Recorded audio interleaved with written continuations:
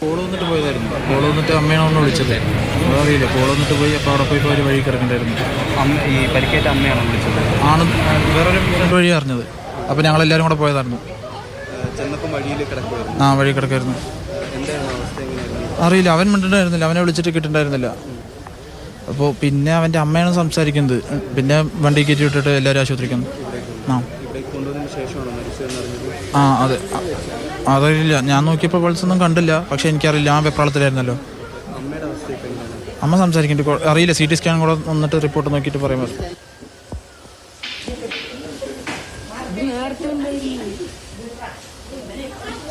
Nitin Thomas തുടരുന്നുണ്ട്.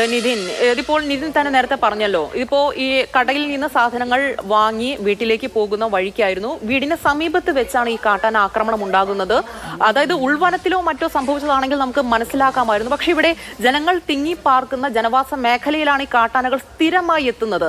നേരത്തെ നിതിൻ തന്നെ സൂചിപ്പിച്ചല്ലോ, അവിടെ ഈ വഴിയിൽ ഒന്ന് ഇരുട്ടിക്കഴിഞ്ഞാൽ പിന്നെ ഒരു വഴി വെളിച്ചം പോലുമില്ല.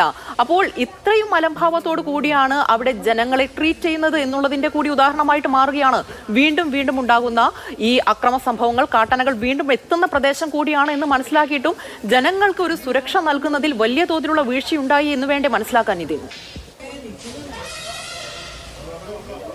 തീർച്ചയായിട്ടും ഉപയോഗിക്കാൻ ഈ ഫോറസ്റ്റ് ഉദ്യോഗസ്ഥരുടെ ഭാഗത്തു നിന്നും വലിയൊരു വീഴ്ച ഉണ്ടായി എന്ന് തന്നെയാണ് ഈ പ്രദേശവാസികളെല്ലാം നമ്മളോട് പങ്കുവയ്ക്കുന്നത്. കാരണം ഞാൻ ഇപ്പോൾ ഉമേബാൻ സൂചിപ്പിച്ചതുപോലെ തന്നെ ഇത്തരത്തിലൊരു ഇരുട്ടായി കഴിഞ്ഞാൽ പിന്നീട് ആ പ്രദേശത്ത് നടന്നു പോകുമ്പോൾ കാണാൻ സാധിക്കില്ല.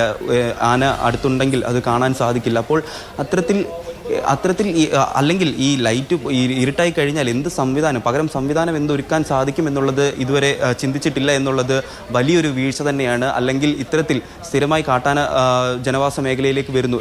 ശരിയാണ്, വനപ്രദേശത്തോട് മലയോര മേഖലയോട് ചേർന്ന പ്രദേശം തന്നെയാണ്. പക്ഷേ ഈ മലയോര മേഖലയോട് ചേർന്ന പ്രദേശമാണെന്ന് പറയുമ്പോഴും ഈ മലയോര പ്രദേശത്തോട് താമസിക്കുന്ന ജനങ്ങൾ, അല്ലെങ്കിൽ ഇവരെ നമുക്ക് വേറെങ്ങും കൊണ്ടുപോയി പാർപ്പിക്കാൻ സാധിക്കില്ലല്ലോ. അവരുടെ ജീവിച്ച് അല്ലെങ്കിൽ വളർന്ന് ജീവിച്ചു വരുന്ന ഒരു മേഖലയായിരിക്കും അത്. അല്ലെങ്കിൽ അവരുടെ കൃഷി, മറ്റ് അവർ ജീവിക്കാനുള്ള മറ്റ് ഉപാധികൾ എല്ലാം ഉള്ളത് അവിടാണ്.